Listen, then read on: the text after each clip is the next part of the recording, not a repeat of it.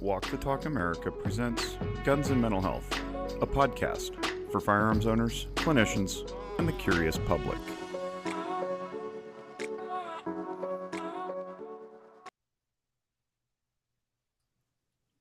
We're live.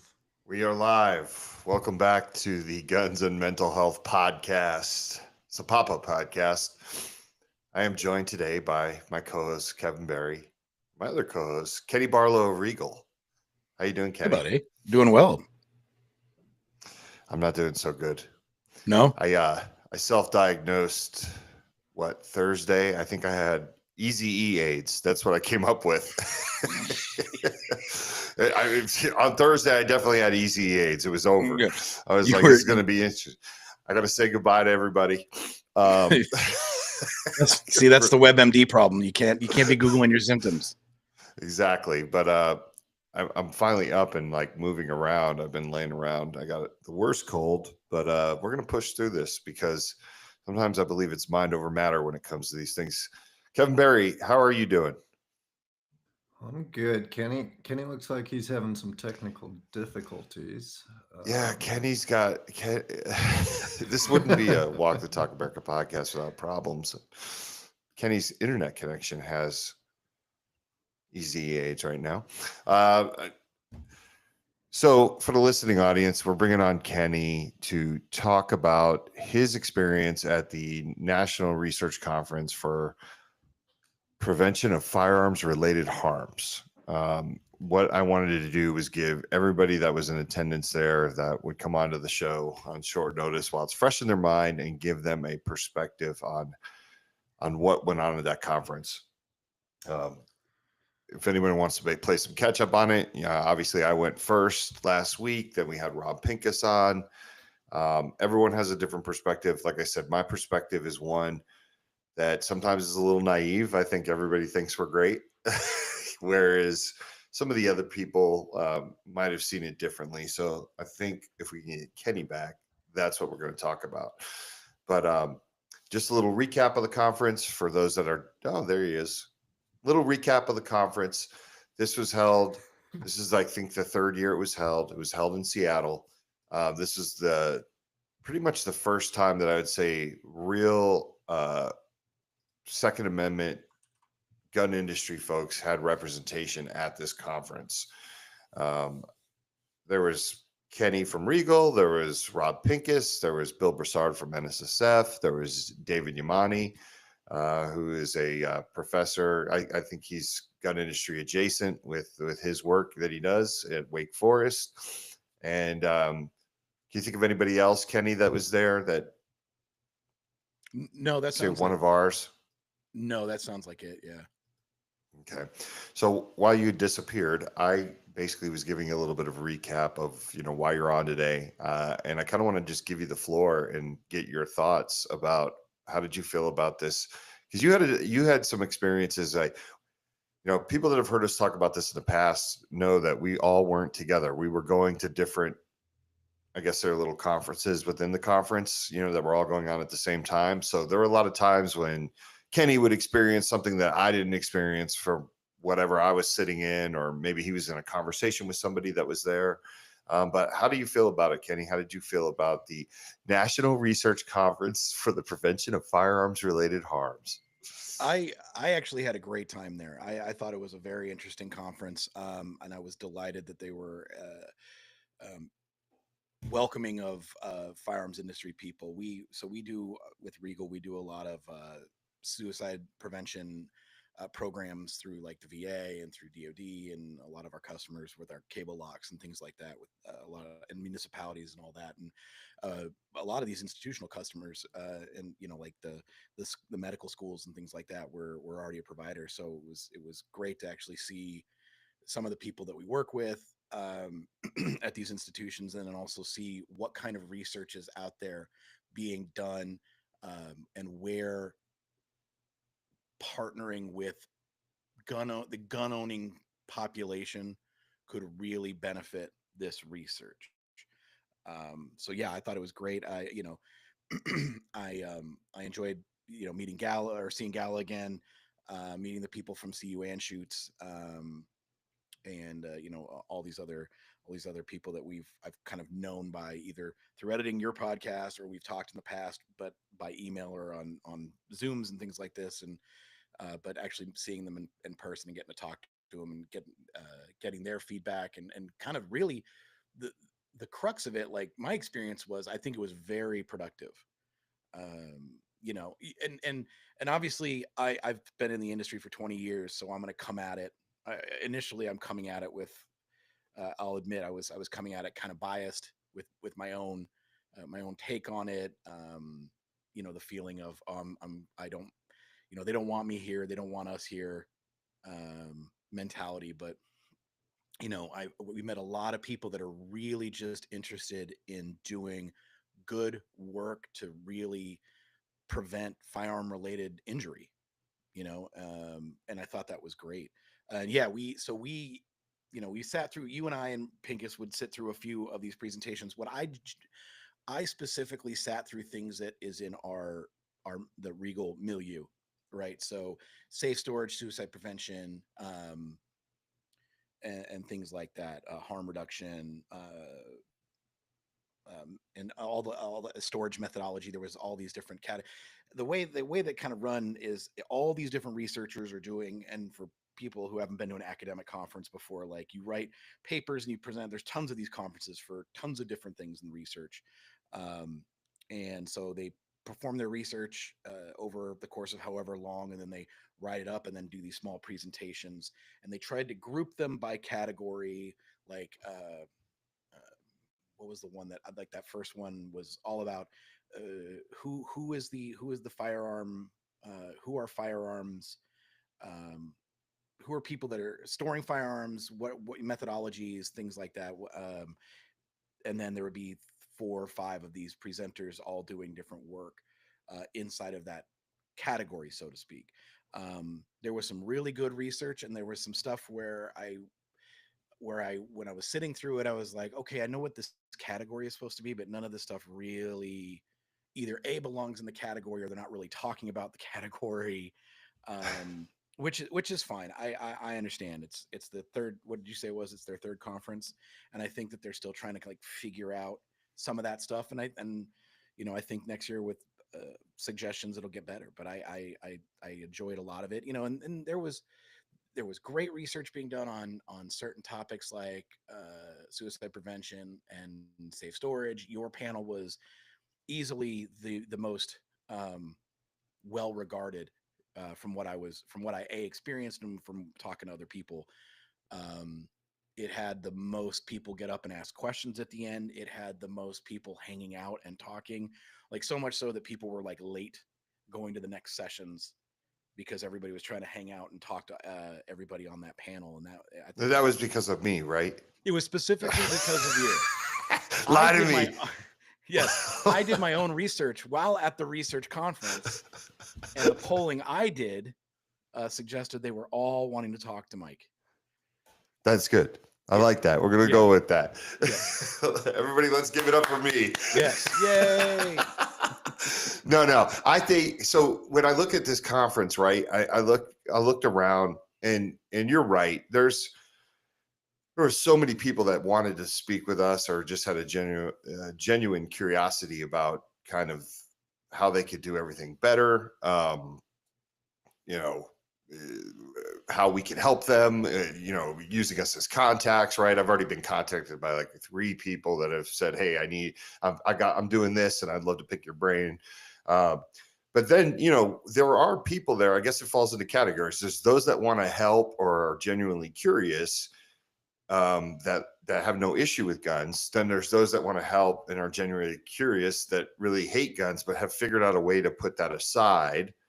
And then there are those that, just don't like us. Right. Yeah. And I think there were times it's not necessarily us. Yeah. Us specifically, but what we represent.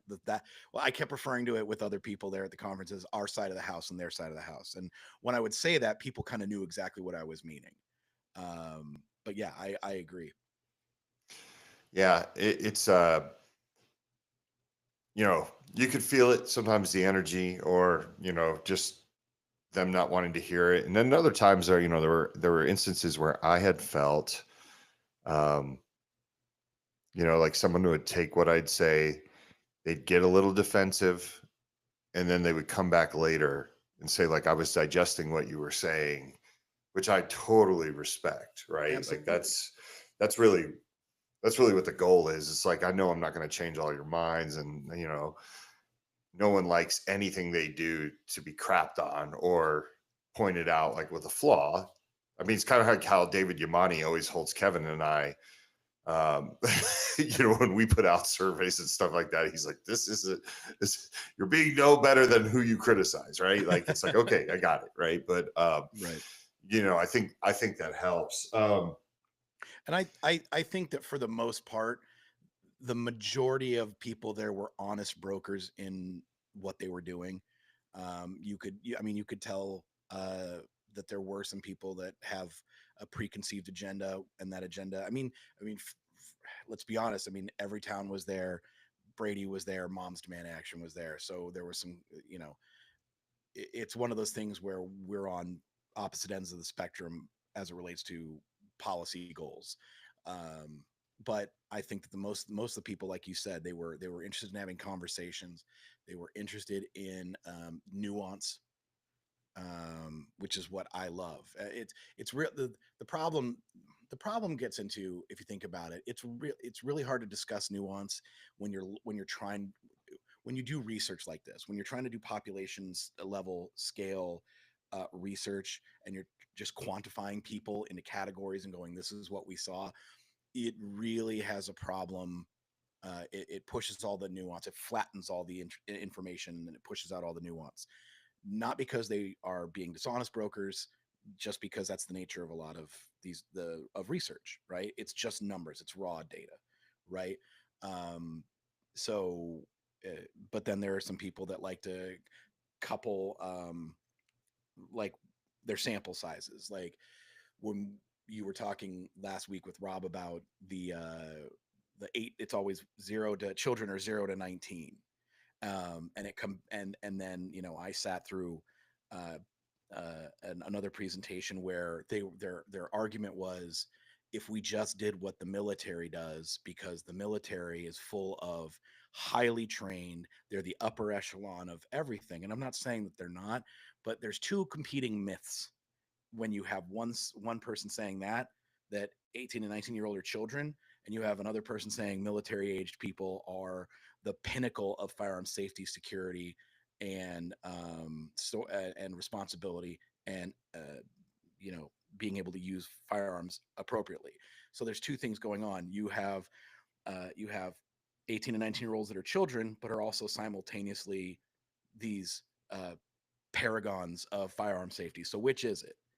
And I made a joke to Pincus where I said, it sounds like the solution is mandatory military service from 18 to 20, because it'll solve two problems. It'll take the 18 and 19 year olds out of the firearm uh,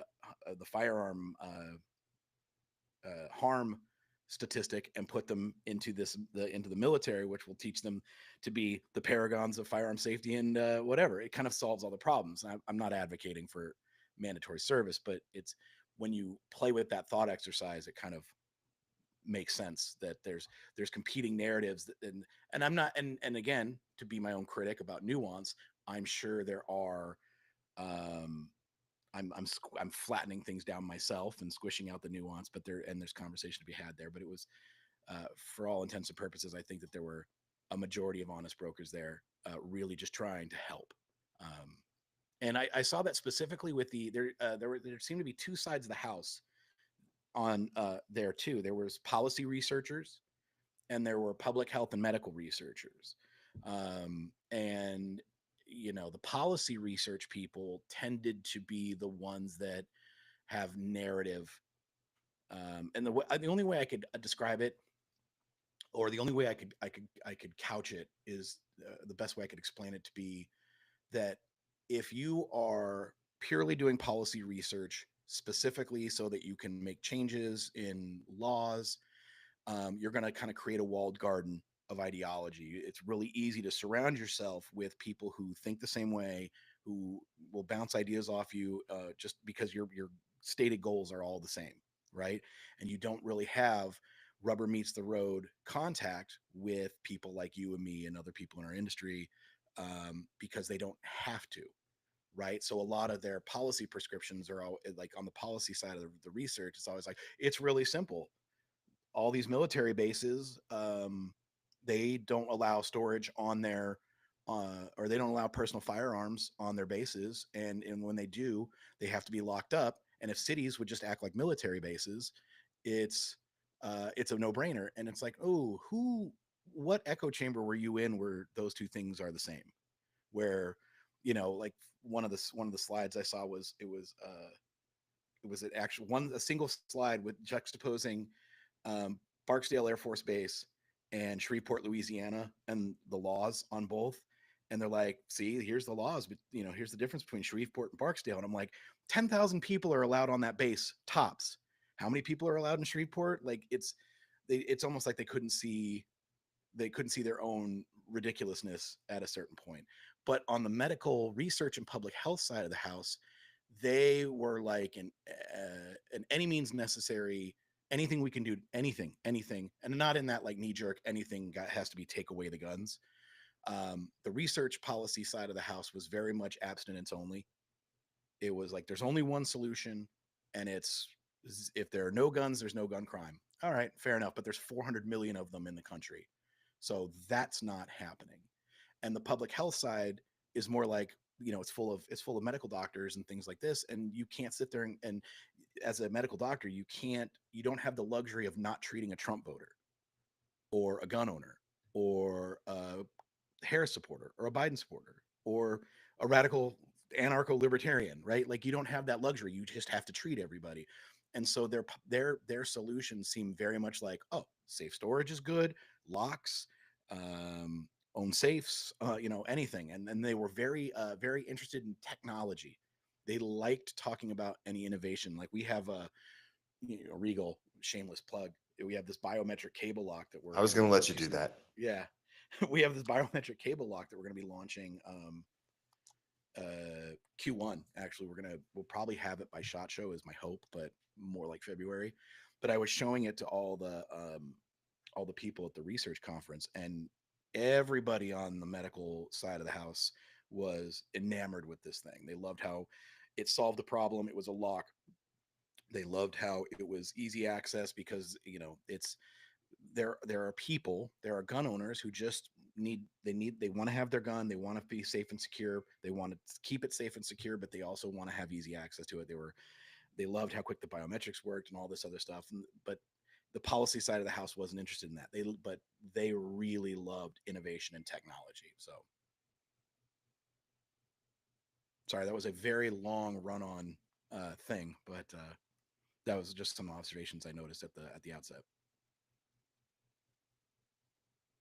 Kevin? Yeah, it's interesting. No, it's interesting you bring up, or the researchers brought up, like the military, and like, as an example, what, 10 minutes, 15 minutes before we did this show, Chris Jackmet sent over some findings or research. I haven't had time to read through all the numbers or all of it, but essentially it was majority of service members interviewed for it indicated that they would limit what they share with mental health providers, worrying about who that got back to and all the repercussions, to where we see the military being put up on a pedestal, but then this other information kind of contradicts that. That seems like there's work to do in their world too. I think that there's work to do everywhere. I think that that's a fair to say. Like, and again, that's the lack of nuance when you're presenting. Like, and again, it's rough when you're trying to create policy prescriptions, and your single focus policy is no guns. It should be an all approaches thing,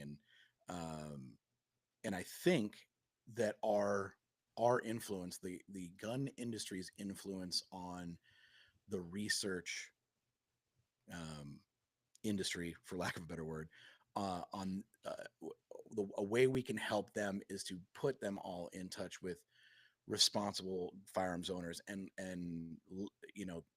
they are they need to know that there has been a sea change, even in the 20 years I've been in it. But let's, like, I remember Pincus was talking about the research presentation with the using 1993 data. The idea that there has to be a belief and a realization that there has, since 1993, been a sea change as it relates to the culture of the firearms owner, and just market shifts in um, firearm safety, the responsible gun owner, mental health awareness. These are things that have happened in the last 30 years, uh, that need to be looked at, that could that need to be explored by the researchers. And I think that that's one thing that we can do, is we can help provide that nuance, so we can tailor some of these, the types of research they want to do. But Yeah, I was going to say, I think it's so important. And I know they were asking for the price of a table there next year is a little insane to me. But, you know, when I was there, I was like, it's so important for us to have a table there next year, to have different players all coming together to let them know what's going on, because I totally get it. Like, I'm not into, like, let's use golf. I like to use golf as the example. I'm not into golf. So I can't tell you the latest trends in golf. I can't tell you the attitude of golfers. I can't tell you, you know, the best club and now what the hot courses are, like things like that. Like, I'd have no idea. I could do some research on golf, but then I'd be, like you said, kind of stuck in this snapshot of what I'm doing and push out the nuance. I'd love to see a table where they got to see your product. They got to see, because the only way you were showing the product is like when we had it out, or people were generally curious, or like, what is that? Or like you said, hey, take a look at this. And you're right. I watched, I mean, an insane amount of people, like, totally, they like, I need this, or this is great, this is amazing, or how much is it going to cost? the doctor at the after hour, we were sitting at the bar there, and you guys were, and I showed up, and I pulled it out to show. I think I pulled it out to show Yamani. You were like, "Hey, show this to Yamani," and I did, and I activated it once, and there was a doctor that was chilling with you guys, who I had never met at the conference, and at the end of the bar, she was like, "I want 100 for those in my clinic right now," Yeah. and it was really, really telling. Well, I think, and a knock on us as an industry is that we're not very innovative, like with technology when it comes to safety. And I think that's starting to change, but they're not, like I said, they're never going to know unless I find out, or they're never going to know of a Walk the Talk America unless I'm there speaking, right? Like, we cannot expect them to be like, oh, I'm going to pick up and like go to the NRA show, which is, technically someone can they can get into the SHOT Show, but that's an industry only show, yeah. But the NRA show is open to the public, but then again, it's the NRA show, right? So a lot of these people have already have that, the well's been poisoned when it comes to the brand of NRA. They're not going to just go to an NRA show. They don't even know if they're welcome there. So if we go there, if we go attend their shows to let them know what's going on, I think you'll see a little bit of an attitude shift towards us, whether it's, may happen subconsciously, but I think it would be important for them to understand what's being done already, because I've had instances where people come up to me and they're like, hey, you seem reasonable. I saw you speak. Now, I have a really good idea. What is your idea, sir? Put cable locks in the boxes of all firearms that are sold. And I'm like, that's been happening. Right. But like, you can't be mad at the person for not understanding that, especially if they've never bought a gun. Yeah, no, I think, there's the party that goes, all right, we're already doing that. But you're right. There's an education element that maybe we're not doing as well.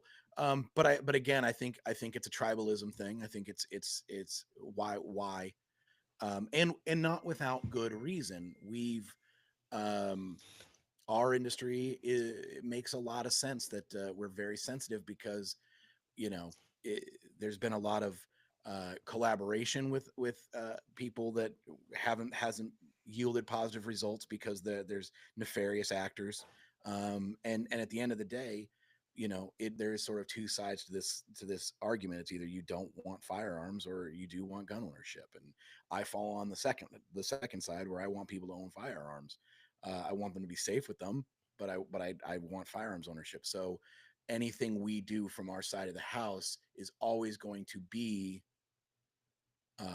cautious with who we work with, and depending on who we work with, not without derision from our own side. Yeah. So Yeah, I would love for one of the tables to be like a simulator where they actually make it look like they're going to purchase a gun and they fill out the paperwork in the process. Like, I know that's everybody's probably like, what? You know what I mean? But like, No. I would love for them to walk up and the booth is called like, gun buying experience simulator. They fill out the form we fill out. They wait, they say, right. Just right. Yeah. because If they're from California, we make them wait 10 days. right. Right. And you get a lot of people like, well, let's talk about that, because waiting periods was one of the topics that, I engaged in. Was there, what do you think the biggest misconception, or what is the thing that you heard the most, right? Like where you kind of eye rolled, or you said like, ugh, like, can you remember at this point? I can remember a few instances, and but it wasn't. And before I say this, I'm going to preface this by saying it wasn't stuff that was sort of on its face upsetting. So like there was one presentation that had a land acknowledgement slide, right? I don't care. Here's the deal. This is that area where you're going to see that. That's fine. My issue, the thing that made me eye roll about it was that was a whole slide dedicated to decolonization and land acknowledgement. And granted, this is academia, so it's going to be full of that. But this is also a firearm related harms conference. So any extra slide that has to do with decolonizing something is one less slide about talking about firearm harm reduction. That's my problem. Right. And for those who are listening that got an ASU degree, what Kenny's talking about is some American Indian issues, right? That indigenous peoples. The person took the time to recognize that this land was stolen by white people. Like there was a big thing there. Yeah, and then it was decolonization and things like that. But like I said, that's one less slide we're talking about the thing. And I think you rang my bell. You exploded, like my head exploded when we were walking out. I think of that one. We were walking down the hall and you just quietly go, "So are we not talking about suicide anymore?" Or I was like, right. "Oh, okay, yeah, you're right. These are my my concern. It's not a criticism. Like I said, academia, that's the space for all this DEI stuff, the quote unquote woke stuff, whatever. That's where you're going to see it, and that's fine. I expected that. My concern, it's not a problem. My concern is if you're trying to solve firearm related suicide and harm, but you're focusing on decolonization, this is going to take precedence over this. You're fighting this thing first and this thing secondary. Meanwhile, this might take some time. This thing is an immediate. What is it? 70? How many suicides a day? Now we're up to 70 something. 74 plus. 70. Yeah. So we have a better chance of stemming that than we do decolonizing research. Right. That's a very esoteric thing we're going to require a lot of institutions, thousands of institutions to change whatever. Right now, we can actually do something about firearm related harm by locking up guns, safe storage programs, responsible shooter initiatives, things like Kids to Kings, things that you're doing. Like, we should be talking about those things more. So that was one thing but again, that is, if you believe in all that stuff and you want to fight that good fight, that's the right space for it. It's academia. That's where it's going to be prevalent. I was there to figure out how to get people to lock up and store their devices safely. And I was looking for partners to help me do that. Yeah. And let's jump back to the device that you just showed, right? Mm-hmm. That was so popular there. Like, could that be programmed by a spouse, or is that something that you'd recommend like in a time of crisis, like say, for example, a red flag law, like using that device, like making people at that conference see how that could be used in that situation, right? Yeah, I would. It's so the cool thing about this is it'll take up. I think it'll store 10 people's fingerprints or 10 individual fingerprints. So Can that you lift it up again for us to oh yeah. see? So but yeah, it'll hold 10 individual, and it's USB-C charging. Hey, but it'll hold up to 10 individual fingerprints, and this is kind of what I've discovered with the Secure Me product that we're launching too, the movement sensor. It's there's what would appear singular to an item that will have a singular deployment use, right? A singular use case. I've had my mind blown at all the different ideas about how to implement it, right? For example, in my head, in my I'm just like, stupid. It's really easy. You look, gun owner loads their fingerprint, locks up their gun when they want it, whatever. And then people are like, well, what if a clinician is like, hey, here's the deal. I'm gonna give you this lock. It's coded to my fingerprint, right? So like things like that, those kinds of like interesting or suicide prevention program. It's like, hey, here's the deal. Here's this piece of technology. It's not necessarily that you can't have it. You can keep your gun in your home. If there's a mental health plan that you have with your clinician, where after 30 days you feel like everything's good, and I concur, those kinds of things, all voluntary, again, because I don't want anybody to think that I want involuntary removal of firearms or anything like that. These are all things that I think these products will enable gun owners who have otherwise been trepidatious about seeking mental health. It gives them more options.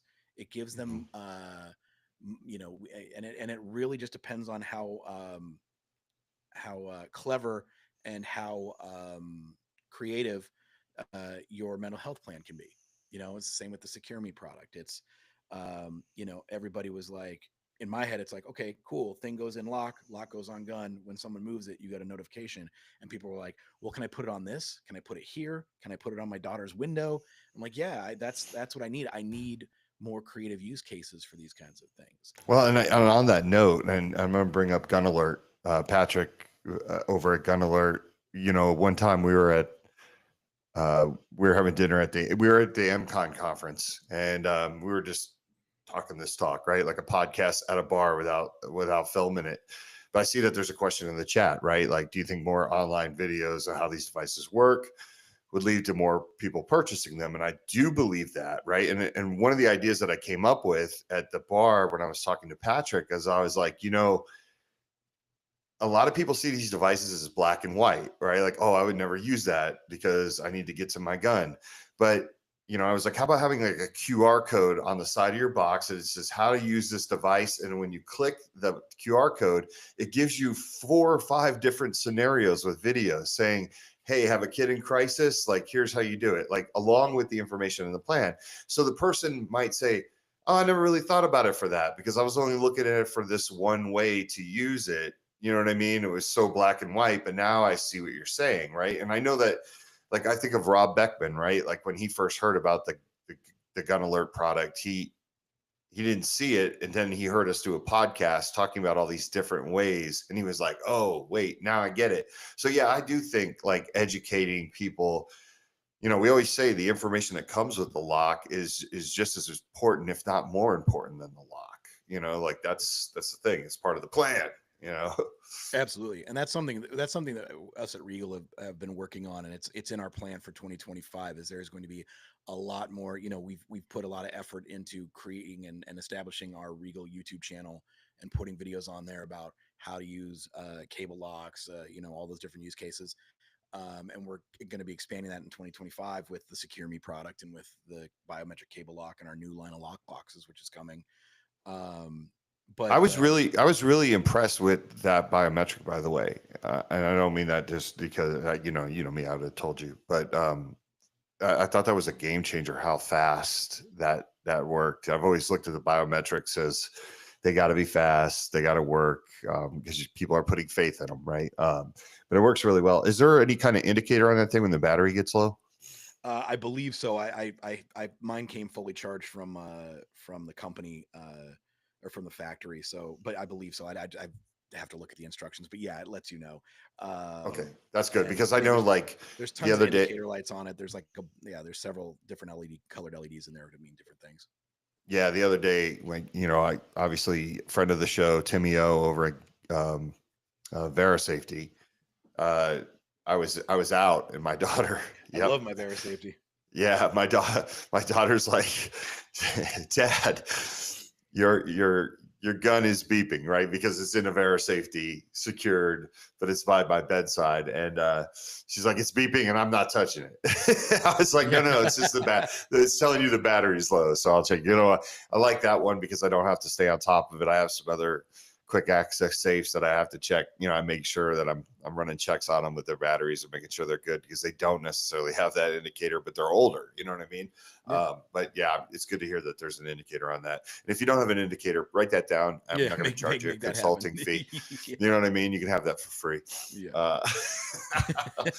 I want to talk some shit here,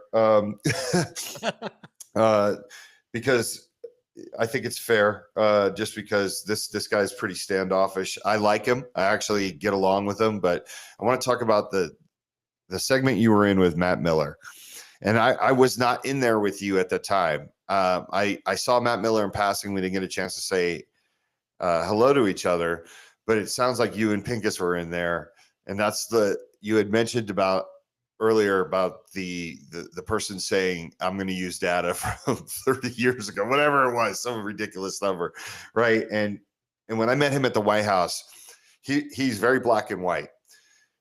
He's figured this out. He's so brilliant. He figured out, like, if you don't drink alcohol, you won't get drunk. Right. And that's okay. Like, that's fair. And if you are not around a firearm, you cannot use it in a harmful way. Once again, amazing. Right. Like, clown world or cartoonish, but anyways, talk about what went on in that conference, because I remember you coming out. Pincus had his thing, right? But you came out, and I remember you said some interesting stuff to me. Oh, So yeah. let it fly. No, it's so when I didn't do any. So yeah, the two issues that I had with the presentation by Matt Miller were the use of 30-year-old data when there have been huge changes in culture, technology, innovation, and programs geared towards safe storage, mental health, suicide prevention, all that, right? So 1993 was, for all intents and purposes, the Wild West as it relates to gun ownership. You know what I mean? That was the same year that Waco happened, right? That being said, it was a chief concern of mine, was the old data, and then his principal suggestion was basically that abstinence only the abstinence only approach is the only approach that prevents firearm suicide, the end, and that people who locked up their guns still committed suicide, and people that didn't still committed suicide. So his whole premise was, since the locking device doesn't cause a difference, then there's no point in having them, basically. And I found that concerning. But I let Pincus do the driving, and I just sat there and watched the interaction, because I obviously wanted to have a couple of questions with him regarding the old data, and maybe just have a word with him about what he's presenting and how he's presenting it, especially because I know for a fact that stuff that I make, that my company makes, saves lives. Like, I know that for a fact. I got told that at a VA DoD conference. You know what I mean? It's so I was concerned, and then obviously I let Pincus give him both barrels, and I just sat back and listened. But yeah, and his after the meeting remark was basically, absent no new data, this is the best data we have to go on, and it suggests we should just not have guns and take the guns away, and that's the only way to prevent suicide. And again, that's the whole, to me, that is no different than, let's compare a military base to an entire city. And Yeah, he shit on didn't he shit on a cause of pause too? yeah, think is a, that was something that Pincus was kind of explaining, is like, there's been this sea change in culture, like, here are some things like cause a pause, and that's a thing. Like, I'm working on some projects right now where emotion, support, messages of support, pictures of family, in places. This actually, if it hasn't been shown to work, we wouldn't be engaged in helping people make these products, right? And he was just like, and basically it was so reductive. He reduced it down to, if I know someone's suicidal, putting a picture of their family, I'm not going to put a picture of their family on the safe, and that's going to be the magic thing, the magic force field that prevents that. And okay, sure, but that's just kind of it. Like, no one's in crisis until they're in crisis. If they're in crisis, I would expect you to take their gun, or suggest that you hold on to it. But at that point, we've already crossed the Rubicon, so to speak, right? The point of messages of encouragement are the constant reminder every day, you mean something. These people mean something to you, so that you don't proceed into crisis. These are cause of pause is designed to stave off that crisis, right? And create that time and space. I like to call that a wedge. It's like, if you think about it, you want it, like, time is one angle of the wedge, space is the other, and you shove that in between the ideation and the action. And yeah, that's the whole point of it. And to just, it felt really reductively dismissive. yeah, Was Kevin, my it'd been experience. interesting to have you there, to kind of hear someone like Matt's message. Listen,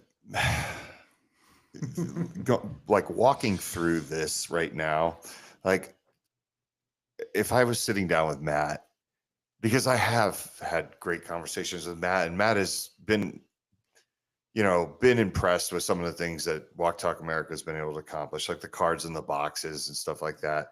To give Matt the benefit of the doubt, maybe he is talking about, like, in a crisis moment at the worst stage ever, right? Like, that's not going to stop anything. Like, I'd have to clarify with him, because that's the whole thing. Do you just throw your hands up and do absolutely nothing and pray that, government restriction comes in and saves the day, which we all know it won't save the day regardless. Once again, it's a clown or cartoon world. I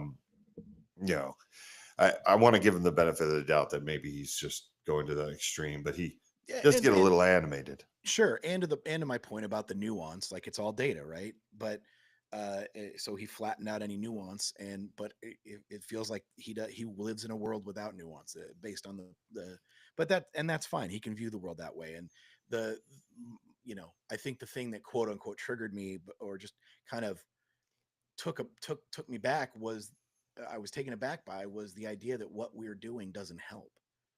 And I think that's what really, that's when I came up to it. I'm like, well, I might as well pack it in. What we're doing doesn't help. Right. That's what I was laughing at when you're like, yeah, I It's just like, basically sat in a little seminar there. I was told that everything I do is worthless and I need to right. quit. Yeah. So I'm done. I'm going to go home, find another job. Yeah. No, and I was obviously saying that tongue in cheek, because I've got a more, a better emotional center than that, to know that I'm actually doing things that help. Like, that's, and so you just kind of got to take it with a grain of salt at that point. Because Kid, go ahead. if I'm just thinking, this was probably your guys' first time there, probably the first representation of this opinion of gun rights there.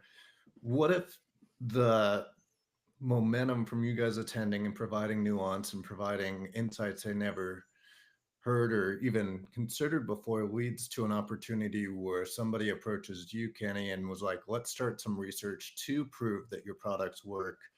How would you design that to then be able to push back against all this other research that has a lot of blind spots? So the way I'd position it is, I wouldn't I guess I totally understand what you're asking, and I guess what I would tweak is I wouldn't be looking to use it as a way to push back, because that's what because I would be no different than these people doing their research now, because most of it is I want to push back. Yeah, I got a preconceived notion. I know here's what I want to say at the end, and I need my research to fit it, right? I would love nothing more than to start working, and we're in talks to possibly do that with some of our products and do research studies, but it would obviously be it would be singularly focused on the effectiveness of the product that we're studying in the controlled environment of who we're studying, who we would be targeting. Is it all gun owners? Is it veterans? Is it whoever? But the sole purpose would just be to come up with more data so that people can make more informed choices, is kind of the way I look at it, rather than trying, like, I know for a fact that the data will show that our products help, right? I know that, but at the end of the day, I don't want to, I wouldn't come at it saying, yeah, I'm doing this so I can prove everybody wrong. I want to come at it.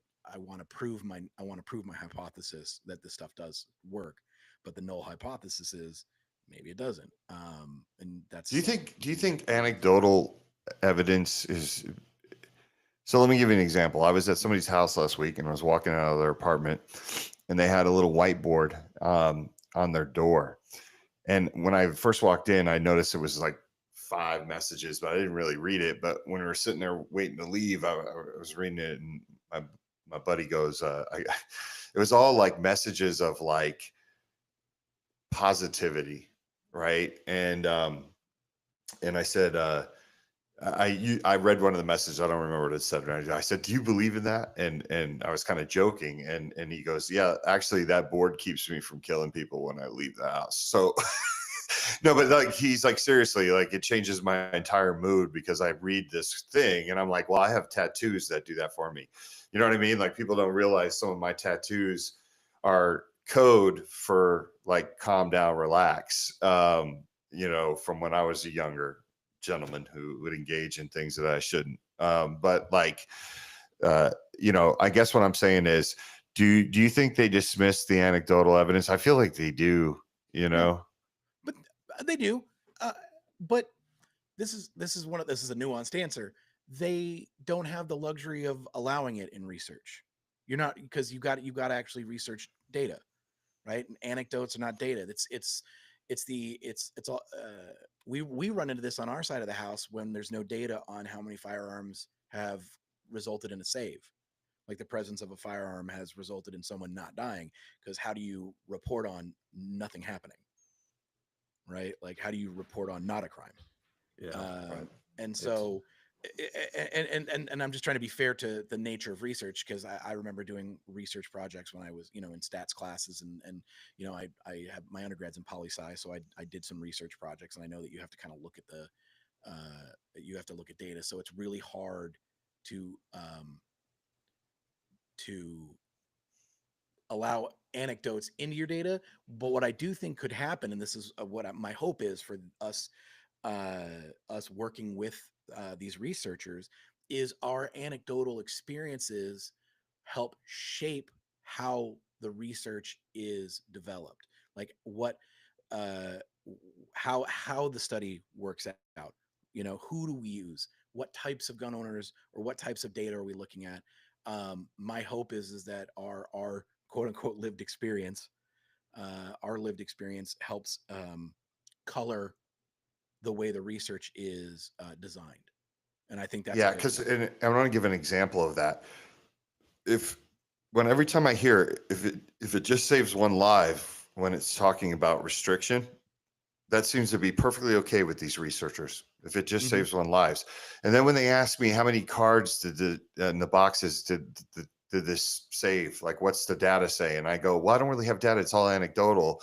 But like I had somebody one time call me and told me that the card changed the whole direction of where they were going in their life, and it was going to get bad. And then they're like, well, that's bullshit.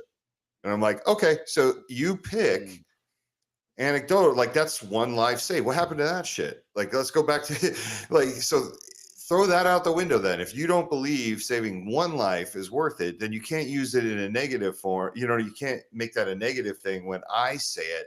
And this is what my biggest issue, and I argue with David Yamani about this a lot. And I know he's just trying to make me a better human. Like, he's trying to make me a better person and not sink down to any of those levels. But it's very hard for me to do that sometimes when I don't get the money to do the research, right? Kevin and I have to find all these creative ways to get it out there. But then I'm always like a little confused, and I know I'm not as smart as them. I know that, right? Like, I'm smarter in other ways, but I know I'm not like book smart like them. But when they get up there and they tell me things like, we conducted this research by standing out front of gun shops and giving people a $25 gift card if they filled out the survey. I'm like, how is that any different than when Kevin and I were just blasting it off to gun people saying, we really want you to take this because we want to see what your opinion on this stuff is, because we get these really goofy numbers.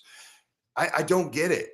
Like, there's a part of me that doesn't get it. You paying random people coming out of a gun shop almost seems dangerous to me, because if you give me $25, I might tell you that ISIS is not that bad of a group if I need $25, right? I'm like, what about all the good things ISIS does? Like, I feel like they have a positive image. Like, what do you want me to say? Like, I'll feel like out what you're trying to get me to say to maybe get the money. So I don't know. I mean, I need somebody to sit it down with me and really, really explain it to me, because I have a little bit of trouble. And like I said, these are people that I know I'm going to give it up to them, like the Megan Rainey's of the world, right? I'm not going to sit there and say I'm smarter than her. I'm not. Like, I'm always going to default to her brain if it comes to like this type of subject. But it confuses me. I mean, was it you who told me that the sample size was 30 people? Yeah, I sat through a presentation. Okay, so what was that? Sample size was 32 people. Yeah. I think it had to do with COVID, gun ownership, increased gun ownership during COVID, but their sample size was 32 people. I remember from my college days, that's 32 people does not a sample size make, really. It's, and when I told that to some other researchers, ironically on the or conveniently, on the medical and public health side of stuff, they were like, that's not a sample size, that's ridiculous. So yeah, but I don't have an answer.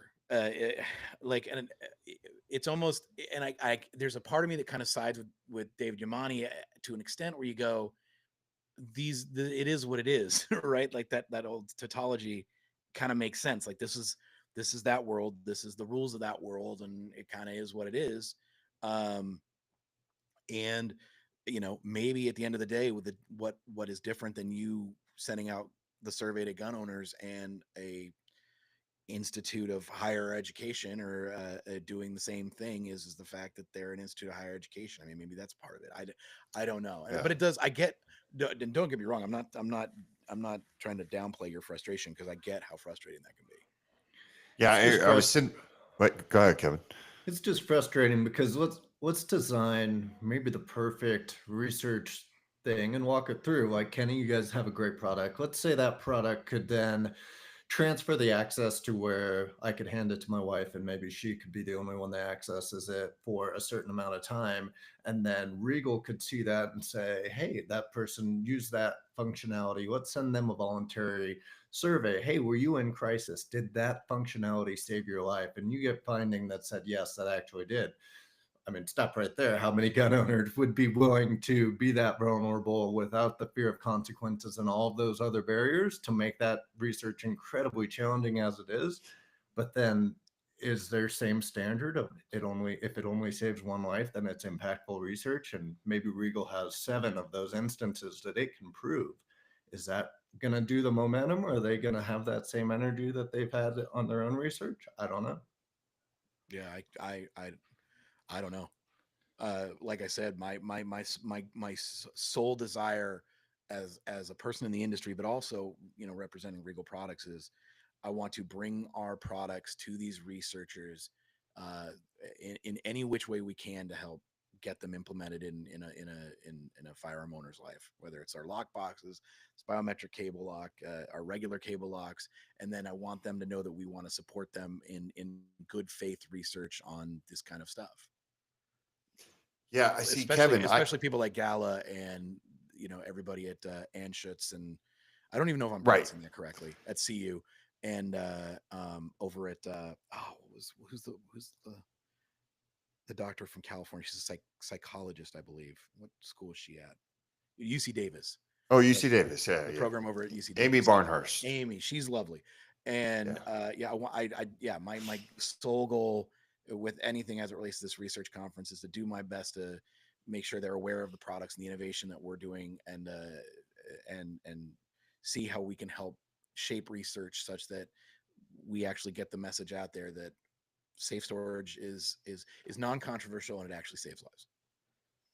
Yeah, I feel like a lot of what I heard too was a lot of complaining that it was tough to get gun owners to answer these things, especially like the people from 4-H that were there that were like, I remember one of the people from 4-H was like, I thought because I am a firearms instructor and I am a NRA certified instructor, which I think is like saying I'm in the military, so I'm an expert of weapons. Like to me, like I don't know how many times I've heard someone say like I am a NRA certified NRA instructor, and then they start talking about restricting guns. I'm like, just because you said that, it's like me saying I played Madden, on the PlayStation, so now I'm pretty much an expert in a 3-4 defense. Like, to me that's just crazy. But anyways, Kevin, do you think that I think one of the sole reasons people were taking our survey is because we explained to them why we needed them to be honest about it. I'm sure there are a lot of gun owners that wouldn't have taken that first go around, and we had what, 361? Yeah, over 360, I believe. And I think Yeah. transparency of what we're doing, how we're doing it. We know we're not doing it to the research standards. We even tried to partner with a research institution all of this year. We wanted to launch in the fall, and this is the reason it's been pushed back so long, is there are a lot of interest and barriers that we ran into, which is fine. Maybe we'll get a research partner next year, but we're pretty much laying out on the table. Here's how we're doing it. Here's how. In the first survey and our recap, we were honest, and we're saying, we were a little disappointed of maybe the diversity of respondents, if it doesn't accurately represent all the gun owners, and hopefully we can do better on this go around. But clearly in stating our intentions and how we're collecting it. Yeah, that you actually touched on something else that it just made me that I was thinking about from the conference. There was a theme of the reliable messenger. I might be bastardizing the term, but that's, like, to me, that's one of the great things about your survey is, I would never get discouraged over the fact that you got 360 people to respond. I think that's awesome, considering I sat through someone who got money to do a sample size of 32.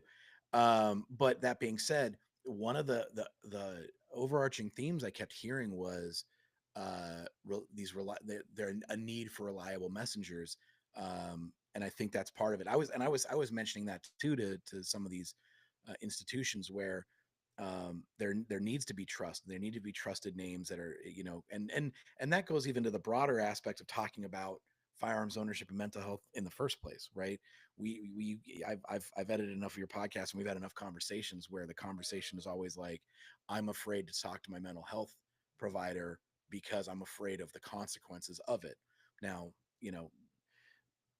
we know the truth, like you only really need to be that worried in like 2 states, but that doesn't change the feeling, and that doesn't change the mistrust. And I was talking about that mistrust earlier in the episode where, we, not without good reason, are always skeptical of people wanting to help us because we're talking about a right, and there's only 2 sides to the right. Either you have it or you don't.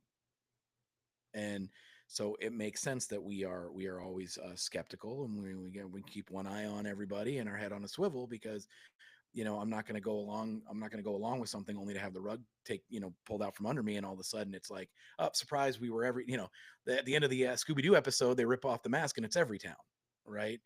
I get why they would be hard pressed to want to share experiences for a variety of reasons. And so I think you guys being a responsible messenger is good. And I think that your survey results, and sure, they may not be, the questions may not have been the right types of questions to be taken, quote unquote, uh, as gospel in this other world, but it is still valuable research that, again, I think helps color some of this more institutional research. And it's Yeah, I nice get as it. probably like Regal to have a partner in the research side because you have your product and that's your customer as Regal.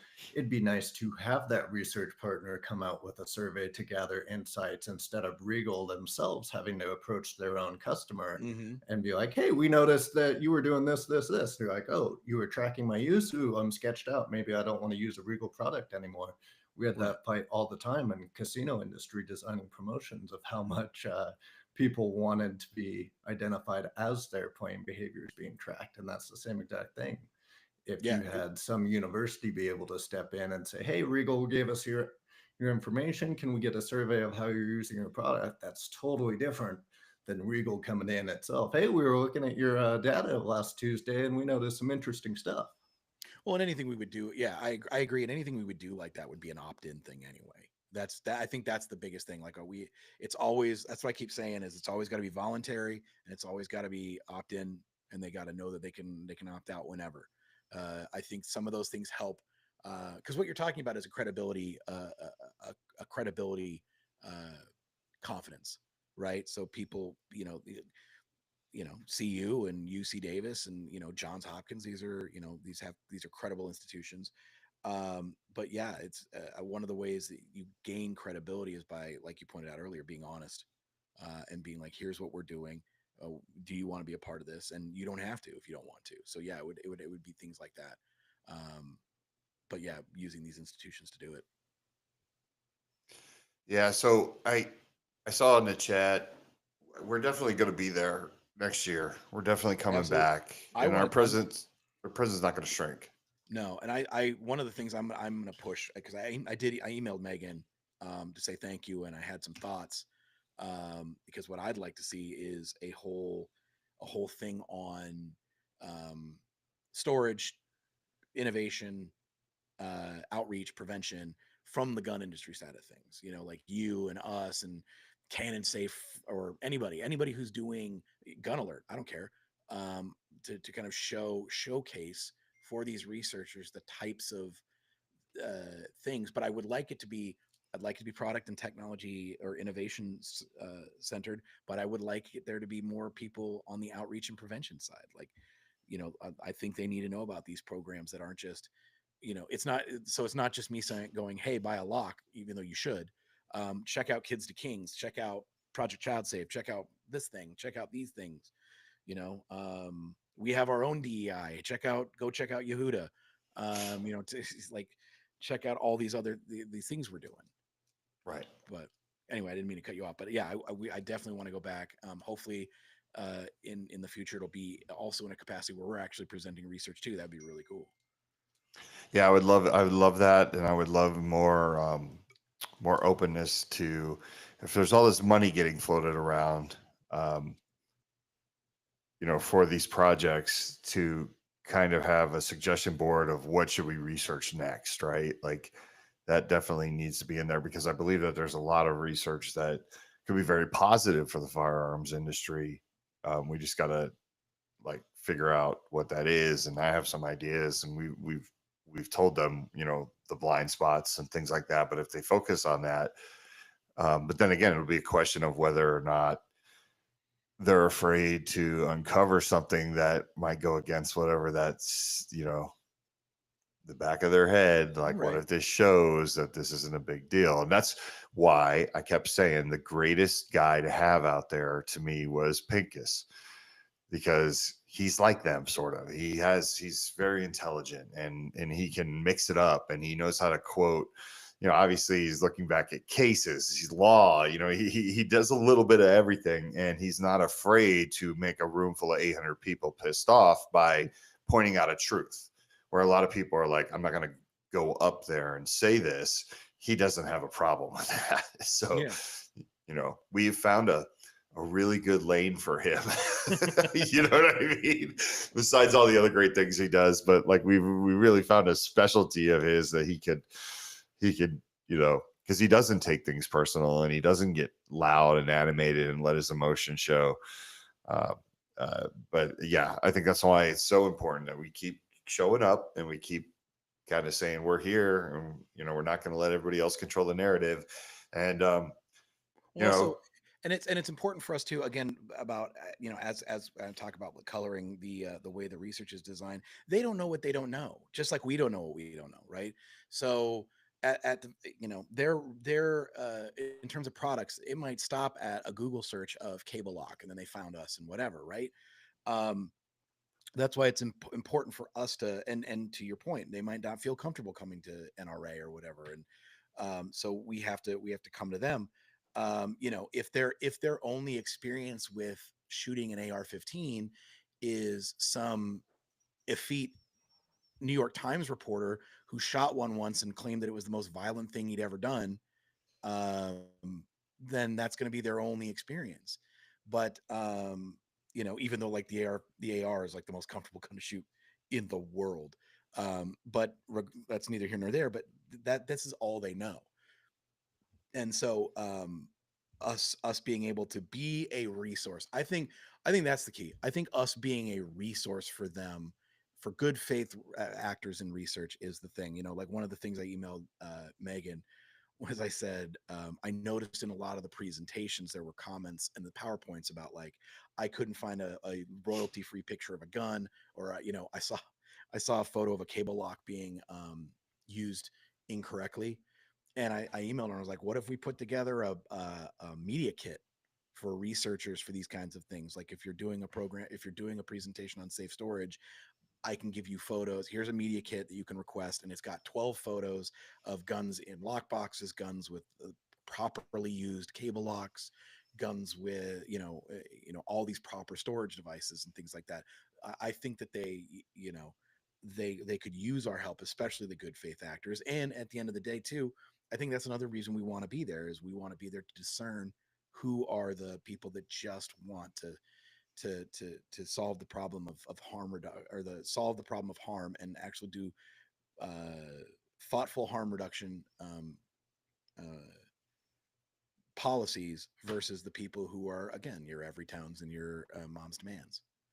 yeah, 100%. I think that's important. And as a matter of fact, Kevin and I just shot a bunch of.